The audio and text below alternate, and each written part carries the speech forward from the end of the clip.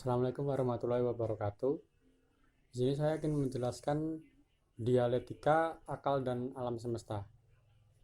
Sebelumnya, perkenalkan, nama saya Izhar Khairusi dengan nomor NIM 2010-911036 dari program studi Ilmu Komunikasi. Refleksi sejarah awal manusia di muka bumi. Salah satu generasi awal di muka bumi ialah Qabil dan Habil. Keduanya merupakan putra Adam.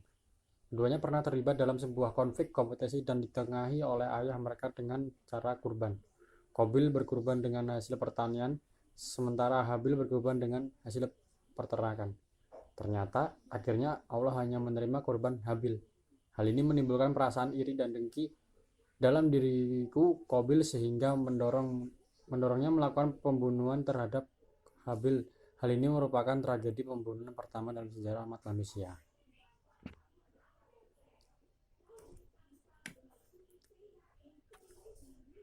Perehuman. Penelusuran antropologis dan arkeologis di banyak wilayah di muka bumi menemukan adanya fosil-fosil perehuman.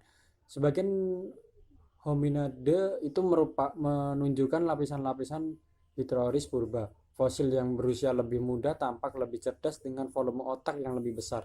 Tentunya lapisan-lapisan historis purba itu juga mencerminkan perkembangan teknologi purba untuk beradaptasi dengan alam sekitarnya. Sebagaimana hasil temuan arkeologis di sekitar fosil-fosil, mereka salah satu teknologi purba yang mereka inisiasi ialah domestikasi tanaman dan hewan. Meskipun sampai saat ini masih terjadi kontradiksi antara sains dan agama, hal ini jangan sampai menumbuhkan sikap anti sains di kalangan umat beragama.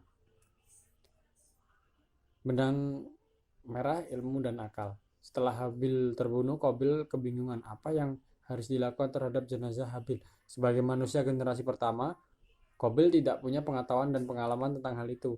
Maka Allah mengirimkan 2 ekor burung gagak untuk memberikan contoh kepada Qabil tentang cara mengurus jenazah saudaranya itu.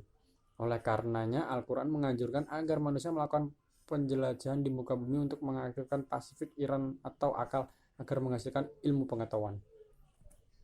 Transformasi agama dalam transisi lintas generasi umat manusia. Jika ada merupakan manusia pertama yang diciptakan Allah, maka seharusnya agama-agama awal yang diyakini umat manusia merupakan agama monoteisme. Akan tetapi seiring dengan persebaran manusia menjadi beragama bangsa dan bahasa Tuhan, yang satu itu diaktualisasikan dengan sebutan yang berbeda-beda seiring perkembangan bangsa-bangsa dan bahasa-bahasa. Peradaban Mesir yang berhasil mengembangkan ilmu kedokteran, arsitektur, dan matematika juga gagal untuk mengkonstruksikan Tuhan yang sebenarnya. Salah satu penyebab utama ialah adanya penguasa yang despotik dan tiran. Di Babilonia, kekuasaan politik yang dikendalikan oleh Namrud yang berambisi mempertahankan kekuasaan dengan mencitrakan diri sebagai penjelma Tuhan. Hal ini sama juga dilakukan oleh Fir'aun di Mesir. Untuk mempertahankan kekuasaannya, ia mengangkat dirinya sebagai penjelma Tuhan. Sementara itu, sebagian kelompok manusia tidak berserat dalam kekuasaan politik manapun. Mereka mengembangkan sendiri konsep-konsep hubungan antara manusia dengan alam sekitar. Oleh karenanya, mereka mengembangkan konsep-konsep keagamaan yang berperspektif alam dan pragmatisme.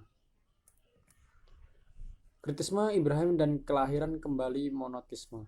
Ibrahim mendapati kaumnya terjebak dalam politisme akut, mereka membuat patung-patung yang menyembahnya.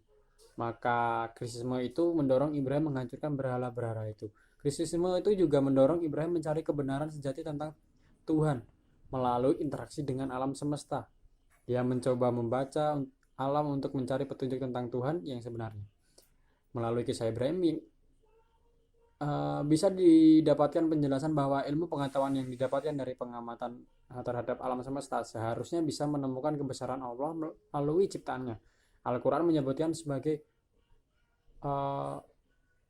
albab, hamba yang cerdas.